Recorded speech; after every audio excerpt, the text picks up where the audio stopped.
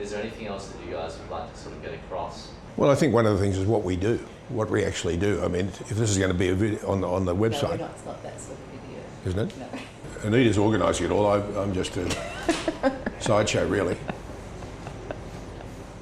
How did I start? I was offered a job by another consulting firm. I was a country boy, I didn't even know consultants existed. And then they asked me to meet with the managing director, and he said to me at the end of the interview, "The job's yours if you want it." 4 days later, he was killed in a car accident in London. So the job never eventuated, but it made me look at the industry. And I went and borrowed $300 off my mother, which was all the money she had in the world, and started this business.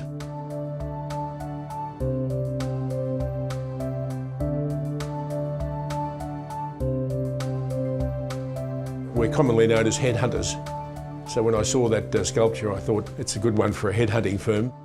I fell into this business through my husband, who set it up 50 years ago this year. I don't think you get respect from seniority, age or title. I think respect is earned by your behaviours. Good morning, Chris speaking. Started as a consultant, went up and managed a team and been running this group for 18 months now. We care and we want to deliver and we want to get good results for clients rather than just chasing the quick dollar. We've got ex-principals, ex-engineers, we've got ex-sports professionals. I was playing AFL, VFL footy in the 80s with the world famous Fitzroy Football Club. Tempers flare as St Kilda full forward and Fitzroy fullback Laurie Serafini get into a tangle.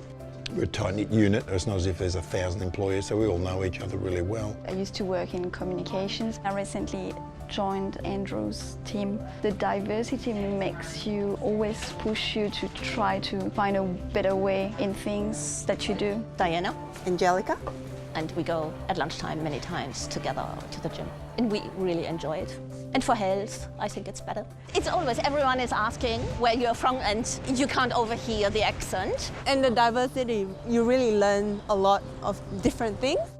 I've been here 15 years plus. I do like credit, but I think that when you're a manager, it's the team effort that actually gets you across the line. And as a manager, it's my job to get the best out of my team. So everyone got a little award at the Christmas party. Do I look after my team and the nurturing?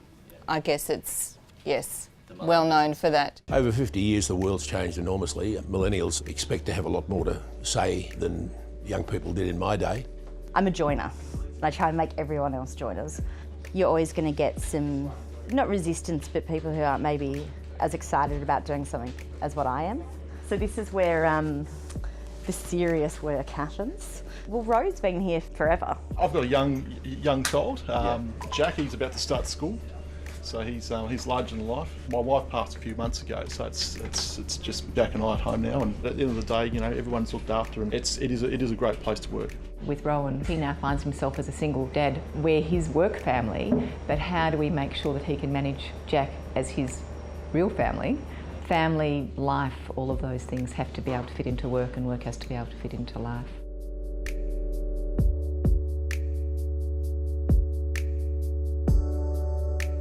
My role takes care of help desk, project work, and taking care of security and the infrastructure for the business. The role of IT is quite crucial. If the file server went down, no one could access the files. It's quite a responsibility. Oh, this is a turkey hat. This is like a Christmas hat. It's actually Julie's.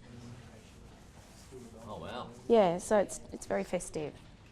Julie is our General Manager of Professional Support. She's recently just taken over the temporary side of the business and she oversees what we do day to day. We're going much more into the executive contracting space, building that capacity to really put people in interim assignments at an executive level. I fell in the deep end of our swimming pool with no water in it. So I came back to work initially in a wheelchair, and then I graduated from a wheelchair to a Zimmer frame, and then crutches to a cane, and then cane to now I'm walking. It's that internal determination that makes us good recruiters. So that's why I've been able to get back, because it's just in my DNA. One of the lovely things about this relationship is we don't have to second guess each other. You know, if something goes wrong, you can say it. It's unusual in an office where you can be authentic. And I don't sing as much as I used to because I don't like it. And it hurts my ears. I'm probably one of the most technically skilled people in the business, one of the only people that can use every function of Microsoft Office suite. I bought and sold property while I was working here, which is probably one of the most stressful things anyone can do. and I managed to keep myself reasonably nice and not lose my job during the process. We have to build trust both with candidates and clients. I think this industry actually is wrongly portrayed in many respects by the media sometimes. Like every industry, there are good and bad exponents. And I think that, you know, in reality, if I look back and say, well, why have you survived? I think one of the things is we do build trust. We honestly appraise people. We do our best to see if we can help them, whether they're a client or a candidate.